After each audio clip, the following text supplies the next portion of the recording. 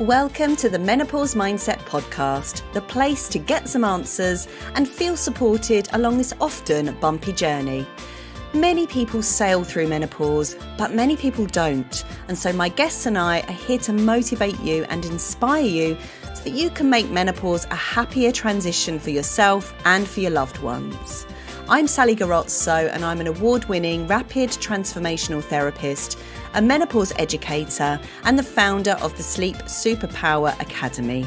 So without further ado, let's dive in. Hi everyone and welcome to today's podcast episode called The Medicine of Menopause. I hope you're doing well, and this is the first time I've done a podcast without a guest for a while, which is rather nice. It feels cozy. I've got my cup of tea, looking out the window. It's really windy. God, what an awful weather we've been having recently. I have recently started a WhatsApp group called Brighton Early Risers, and we're supposed to be having our first hike tomorrow morning at 7 a.m. It's barely light at 7, but we might have to cancel it because of the weather, which is so disappointing. But if you live in Brighton and you're an early riser like me and you want to join the WhatsApp group, we're planning on doing breakfast and walks and all nice things, and just to get to know each other really, maybe a nice little networking opportunity as well, then let me know, drop me a DM on Instagram or via my email and I will send you the link to join the WhatsApp group.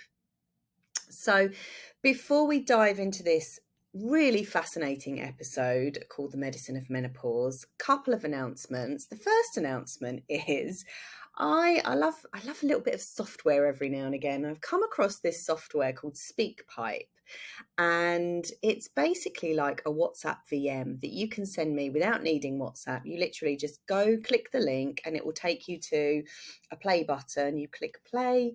You can record a message for me. So you can ask me a question, you can ask me anything. And then I can, with your permission, I can then play that in one of my podcast episodes and respond in real time to your question or to your message. So I thought that would be a nice little thing. I'm going to put the link in the show notes, but I've also got the link in my WhatsApp link in bio as well. So yeah, it'd be interesting to hear from you and answer any of your questions. The other announcement is that my sleep course, the Sleep Superpower Academy, is now available as an evergreen group program. And the reason I did that is because if you're struggling with your sleep, you want help right now.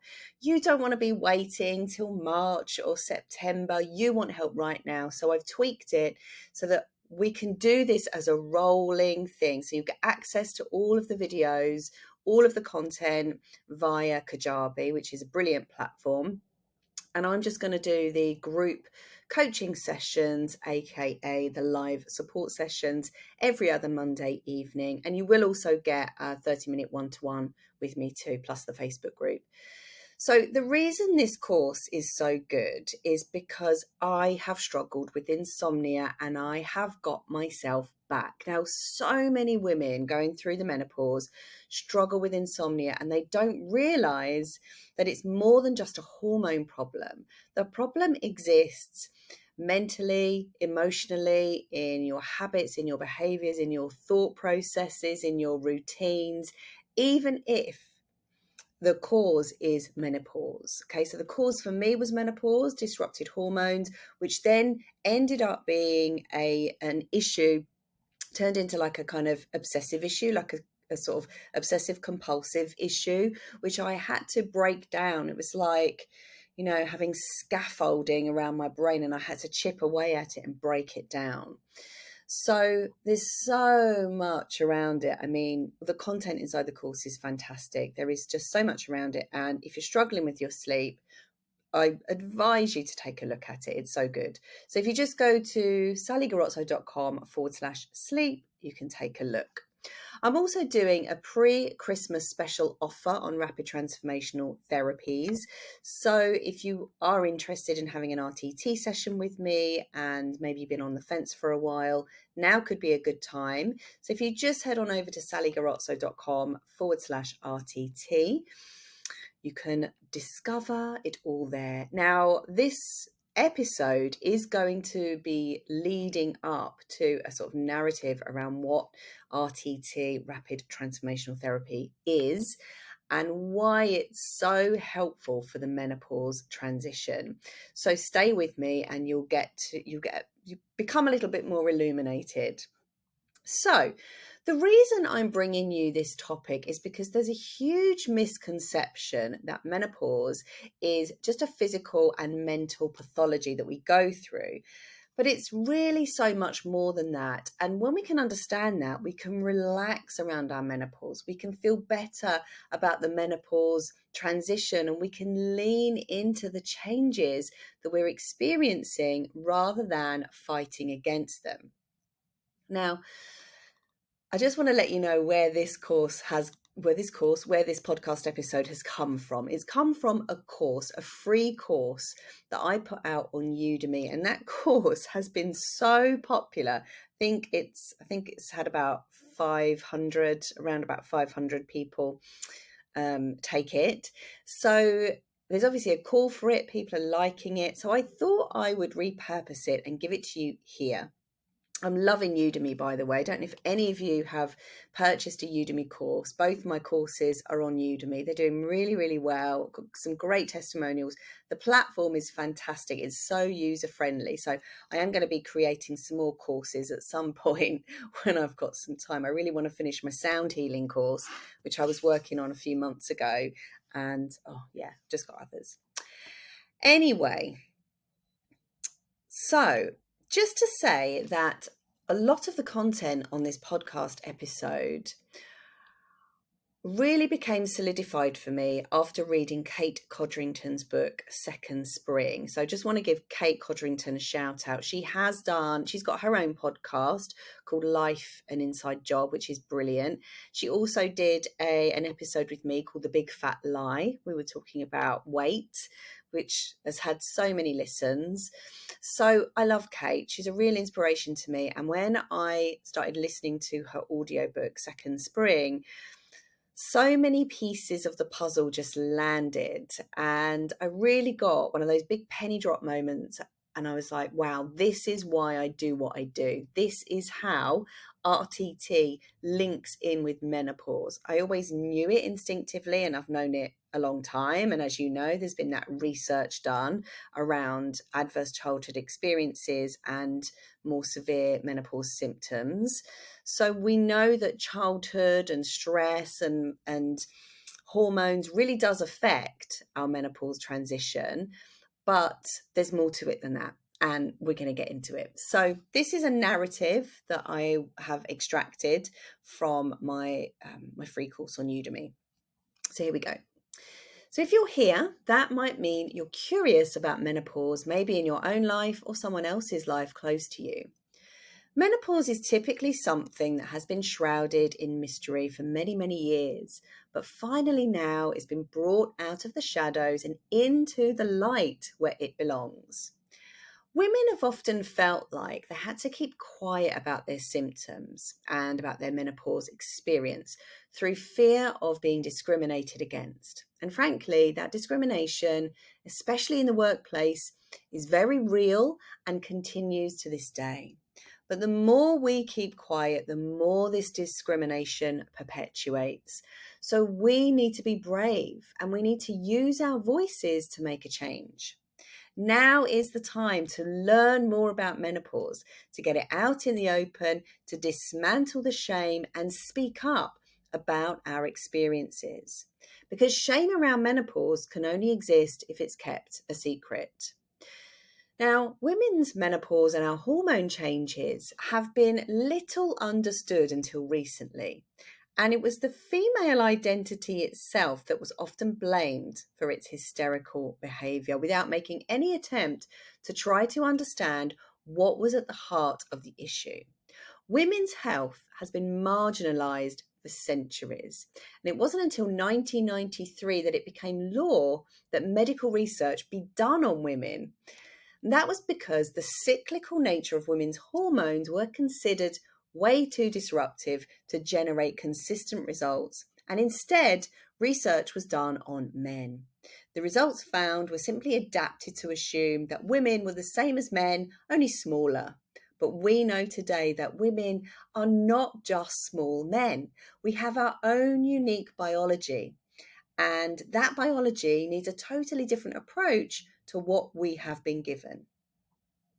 So in 1821, a French physician coined the word menopause, but it wasn't until the 1930s that the medical profession started to treat menopause with hormone replacement medication, primitive though it was.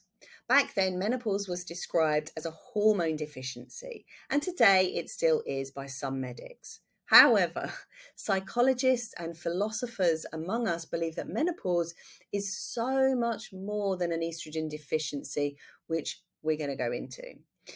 So, back when our life expectancy ended at age 40 or 50, women would usually die either before menopause or during it.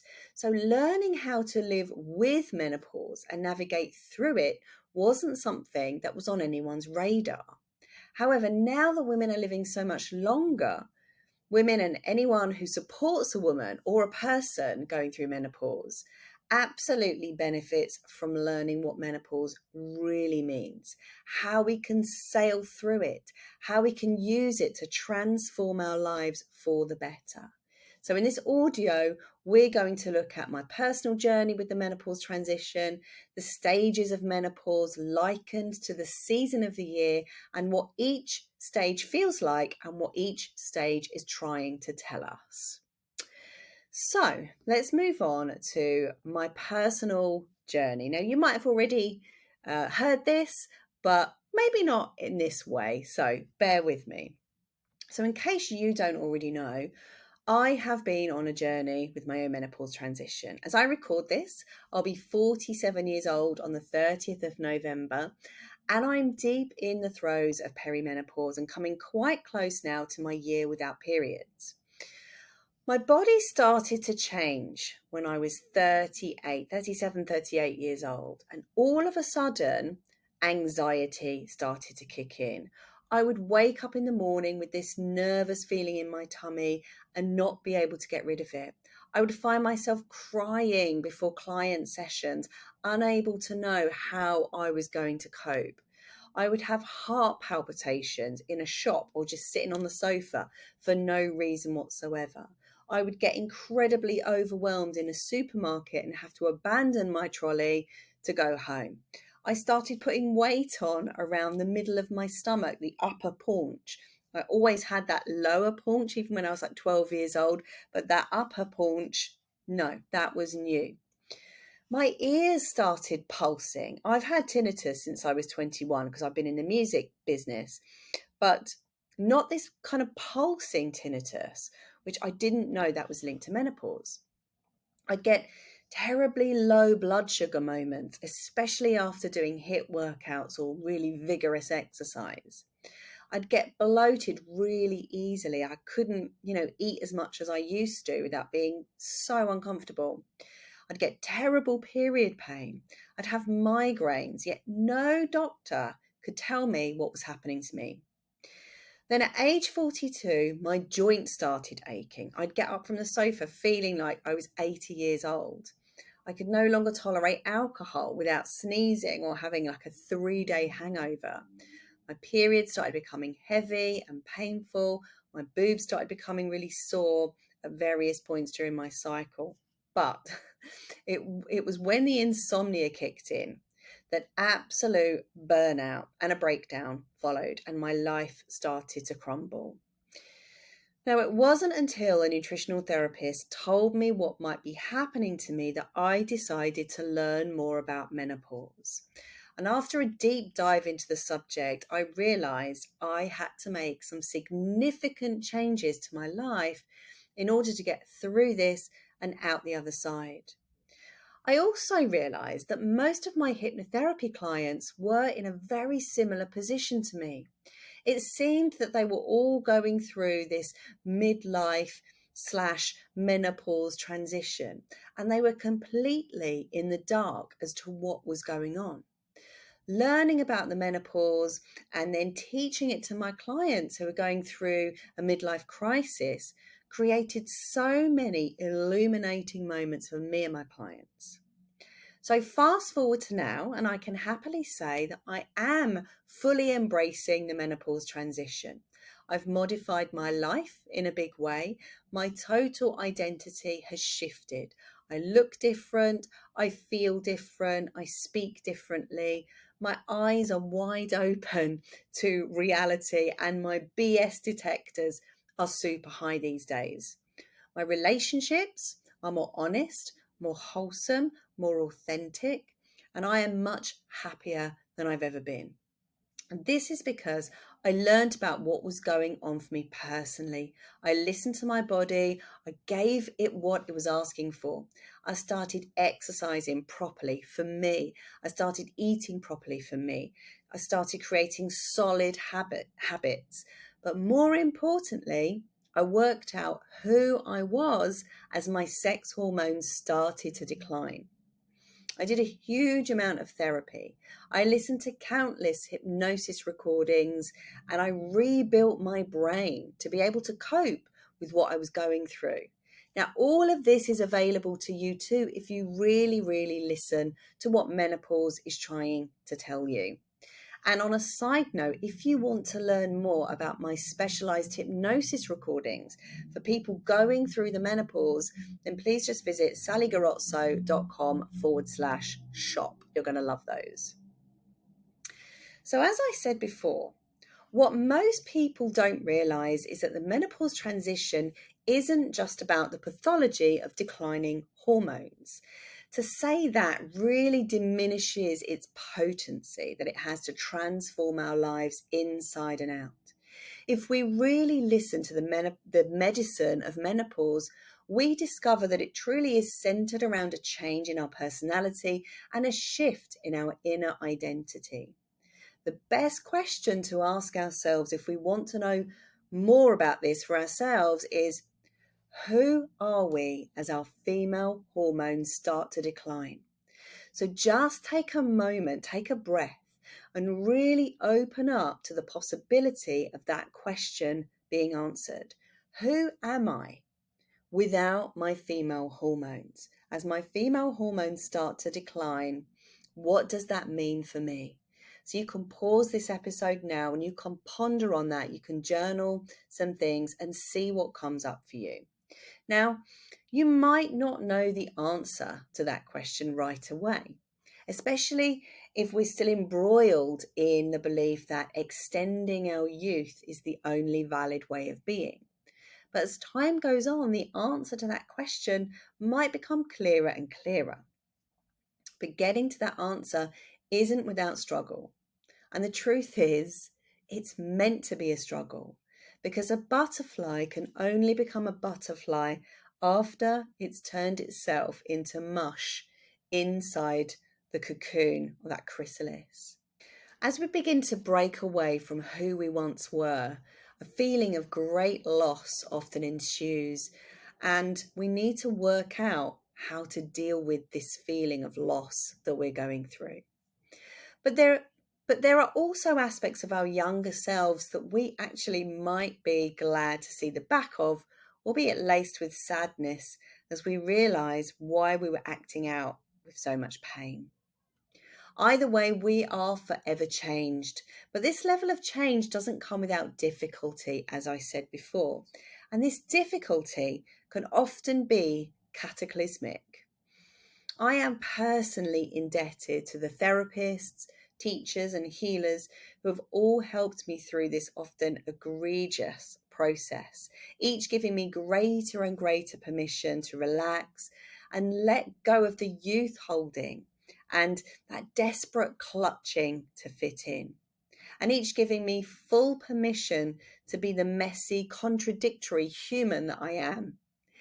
Yes, the HRT helps with symptoms, of course, but no amount of HRT could have helped me cope with the seismic internal shifts that perimenopause has brought about. To understand this shift and change, we need to really understand what our cyclical seasons are, pertaining to our monthly cycle, and our life seasons pertaining to our life transition. We need to understand what these seasons are all about. So many years ago, I read a book called Wild Genie by the genius that is Alexandra Pope. She's also the founder of Red School with another amazing podcast. And she likened the weeks of a person's menstrual cycle to the seasons of the year. Winter being the week of your period, spring being the week after your period in the lead up to ovulation, summer being the week of ovulation, and autumn being the week leading up to your period. Each week and season symbolizes the potent feelings and shifts that come with those hormone changes. Winter is often about deep rest, regeneration, cocooning, and retreat. It's about reflection. It's about dreaming. It's about letting go and surrender. It's a time when we cocoon ourselves and we literally metamorphosize. Spring is about re-emerging into the world after winter. It's a time when we often get lots of ideas and our energy starts to come back. It's a time of hope too. Summer is often about action stations, socializing, fertility, feeling turned on, and being out there in the world, interacting and thinking big. It's a visionary time. And the autumn phase is about discernment, speaking up about what is not right. It's about reclaiming our right to feel passionate or pissed off about something. In this phase, we're usually really forthright and outspoken. But autumn can also be a time of deep sadness too, as we grieve the loss of summer. As much as possible, I've arranged my life around these inner seasons, and my body has really thanked me for it. But this metaphor goes beyond our monthly cycle and into the stages of our life. So as I said before, recently I read Second Spring by Kate Codrington, who explains this perfectly. So I highly recommend you buy her book. So our childhood and our early teens represents our spring, that new ideas, that coming out period. Our mid to late teens through to our late 30s is our summer. It's our highly fertile years. Our 40s or our perimenopause years, the years leading up to menopause when things start to get a bit bumpy, are representative of our inner autumn. Our menopause year, the year without any periods, is our inner winter. And then after that year without periods, our postmenopausal life begins, also known as our second spring, which later then becomes our second summer. So there you have it. Those are the stages of menopause coming from psychological and philosophical perspective. So I'm going to go into a little bit more detail about what these seasons, these inner life seasons, are calling us to do. But before I do that, I just want to talk a little bit about what do I mean by medicine? What does the medicine of menopause actually mean? Basically, medicine is what we can learn from each phase. It's how we can lean into what each phase is calling us to do. It's not always clean, and we can often feel resistant to answering the call of our menopause medicine because we want to avoid the mess and the destruction it can often bring. But that's not to say that good things don't come out of it. They always do, especially if we listen, we learn, and we make those adaptations in our life. So let's look at the medicine of each phase. Perimenopause is our inner autumn, and Kate Codrington calls this phase separation. Our year without our periods, our menopause, is our inner winter, and Kate calls this phase surrender. Postmenopause is our second spring, and Kate calls this phase emergence or re-emergence. So in a moment, we're going to take a look at what we are being called to do during each phase. But before we do, let me explain the physical definitions of each phase. So perimenopause is the time leading up to menopause. It's when our progesterone starts to decline, but our estrogen, testosterone, our luteinizing hormone, our follicle stimulating hormone tends to go up and down. Now, this is a problem because our hormones are supposed to play in harmony with each other. But this is a time when when the orchestra of our hormones starts playing out of tune. And with it brings symptoms, many symptoms, from hot flushes, itchy skin, joint pain, vaginal dryness, insomnia, depression, migraines, to name a few. Periods may become heavier or lighter, and at some point it's likely that they will become irregular. Maybe they'll get closer together or more spaced out, but eventually they will become more spaced out and they will stop altogether. Perimenopause can last 6 months or 15 years, and every person's experience is different. Menopause itself is one small, tiny moment in time when we haven't had a period for exactly 1 year. During this time, the adrenal glands and fat cells start to make our precious estrogen, but it's not the same kind of really potent estrogen that we had pre-menopause. It's a weaker kind, but it does the job just fine for this phase in our life. Now, you cannot say you're postmenopausal until you've had 1 whole year without a bleed. If you don't have a period for 10 months and then you have a bleed, you have to start that count all over again. That said, if you haven't had a period for 10 or 11 months and suddenly you have a bleed, it's best to get it checked out, as it could be a sign of cancer or fibroids or endometriosis. But when that day finally arrives, many people are choosing to celebrate their menopause birthday and mark it as a time when their inner winter is finally over and life can begin again. This, I think, is a really beautiful thing to do and can be celebrated every year if you want to as well. Just something else for you to celebrate. Postmenopause, of course, is the time after that 1 year that you haven't had a bleed, and it's the time when you are now very much at home with your new baseline level of hormones. It now feels like a familiar place, and we have become used to this decline in estrogen, progesterone, and testosterone, and we've got used to that plateau. We know who we are now, and now we feel safe enough to re-emerge out into the world. So let's now take a deeper look at what each season of our menopause is trying to tell us. Perimenopause, the inner autumn, and as Kate Codrington says, a time of separation. Now, this is a time when we begin to realise that our bodies are changing, and they're going to change even more. It's a time when at one moment or another it dawns on us that we are not that young, fertile person anymore, and we may even be losing the male gaze or our sense of physical desirability. We might feel that waning. As progesterone declines and estrogen and testosterone rises and falls, our moods fluctuate too. We might become erratic. We might become narky.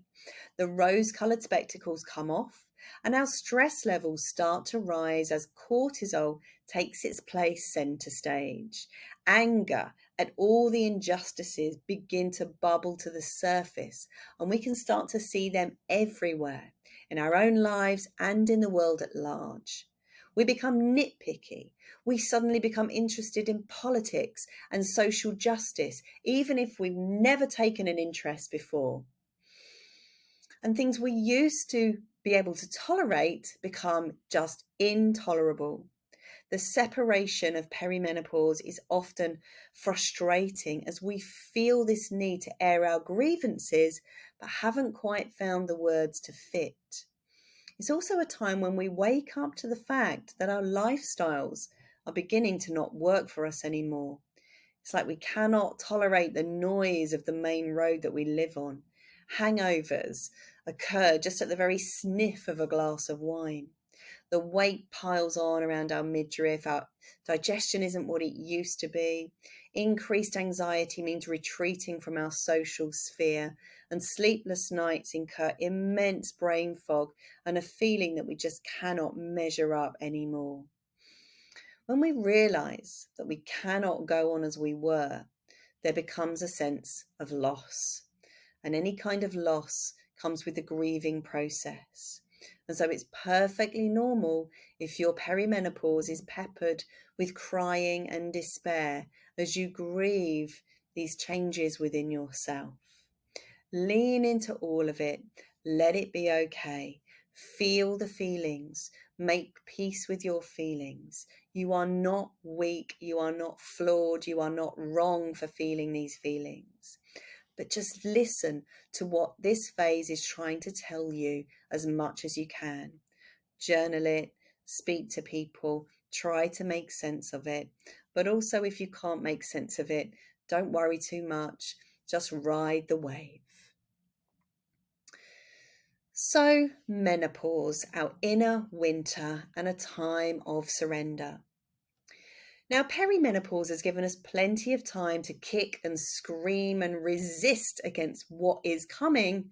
But when the year of our menopause arises here, we have an opportunity to fully lean into everything that menopause means. This is our year for marinating, for metamorphosizing, for reflecting, for journaling, for squirreling away, for dreaming, reading books, and writing. During this time, we really are starting to make sense of this transition. We are starting to learn what we need to do or not do to carve out our new place in the world of work, friendships, and relationships, both within ourselves, our family, our friends, our partners.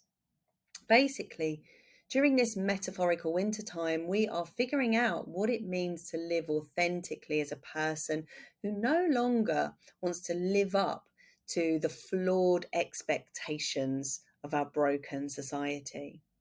We are removing the mask that our premenopausal lives had us wear. If we've listened to the call of perimenopause, we can use our menopausal year to put plans in place to suit our growing need for rest, nurture, and extra help. Maybe we move to a quieter location or downsize. Maybe we invest in a cleaner or a dog walker. Maybe we quit those HIIT classes and opt for more restorative yoga or slower weight training instead, or hiking in nature. It's a time of giving back to ourselves after a long life of giving to others. And failing to adapt to the medicine of our inner winter can mean problems both physically, mentally, and emotionally in postmenopause. So really use this time wisely to get your needs met. And as I hinted before, it's a growing trend among conscious elder women to mark the end of their 1 year without periods by celebrating or having a gathering or ceremony, and then maybe marking that anniversary every year after that. So post-menopause then, the inner second spring and a time of re-emergence. This is what Kate Codrington calls it, and I love that name. So this is a time when we stop giving two hoots. We have fully metamorphosized into the person that we know we are comfortable with, not worrying about whether that's palatable, perfect, or savory enough for people. Providing we have heeded the call of perimenopause and menopause, our postmenopause may prove to be less symptomatic and a much smoother ride. We've found our groove again. We can bounce into this phase with childlike playfulness. It's time to get creative, let the new ideas percolate, and even rebirth them into actuality if we want to. Many second springers like to start new businesses or projects as they take their wisdom and mold it into something useful for society or family. But remember, the messages you'll get from society about being postmenopausal are ones being over the hill and no longer useful. So it's up to you to decide that you are not that. Maybe you'll retrain, maybe you'll pick up a lost hobby or learn a new one. Maybe you'll tell your story or write your memoir, or maybe you'll package everything up that you've learned over your long, lovely life and channel it into a book or an online course or a video or something creative. Really, the creativity and the possibilities are endless through this time without having to worry about periods, period pain, fluctuating hormones, or unwanted pregnancy, many people find that postmenopause is a time of freedom and total liberation. And for those of us that did want children, but it never happened for whatever reason, it may also be a time where we find greater peace for the life that we didn't plan for. So I hope that's all starting to make some sense. I now want to briefly look at why relaxation is so important during the menopause transition. You see, we live in a world that promotes productivity. However, that doesn't always suit the menopausal body. The menopausal body needs rest to replenish the supply of energy. Much of our brain energy and physical energy comes from estrogen, and with it declining, we can feel brain fog and physical exhaustion rising quicker than we ever did in our 20s and 30s. So, taking a 20 to 25-minute power nap every day at some point after lunch and before dinner can really help to put our systems back online. Now, there's a reason I say after lunch and before dinner. It's because you get a small rise of melatonin during that time, which can make us feel naturally sleepy. So let's work with that dip in energy by having a power nap at that time. That said, many people do find it hard to switch off, and that's why I recommend some kind of hypnosis recording like the one I have available. It's free. You just go to bit.ly/relaxation with Sally. Because when we take that 20 to 25-minute power nap, the brainwaves slow down without going into a full sleep cycle. If we go into a full sleep cycle, if we sleep longer than those 25 minutes, that's when we can feel really groggy afterwards. So that's why it's best to just take 20 to 25 minutes. Now, this slower brainwave speed that we fall into during a power nap is called theta. And it's very, very good restoration for all our body systems, especially the nervous system. Now, during this rest time, we can also receive mental downloads, which often inspire changes we need to make or problems we need to solve. It can also help with memory consolidation and brain fog. Now, as I mentioned before, declining progesterone during this phase means an elevation of stress hormones. Menopause makes us feel stress more, and conversely, stress makes us feel menopause more. So we're caught in this vicious cycle. The only way to break that cycle is to rest more in order to allow our bodies to find that homeostasis and that regulation. Rest gives the orchestra of our bodies a chance to retune itself. So it's a very good idea to do. So this is something that you might have already been pondering, but in order to really truly receive the medicine that menopause has to offer and to find that new sense of empowerment and authenticity again, we have to be willing to go deep and uncover parts of ourselves that might have been hiding in the shadows for many, many years. You see, people have been brainwashed to think that going deep is difficult and harrowing and unnecessary. And that's why so many people don't do it. But I am here to call absolute BS on that, because most of my clients actually say the opposite. Even though there might be trepidation about the process, and there are often tears during the process, the outcome is liberation and freedom. So rapid transformational therapy, or RTT, is the process that I use that helps my clients experience their very own medicine of menopause.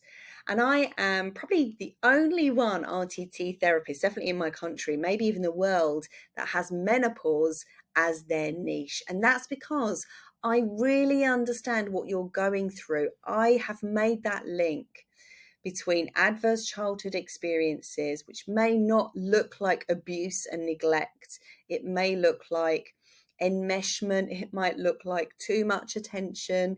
It might look like invalidation. We can talk about all these trauma bonds another time.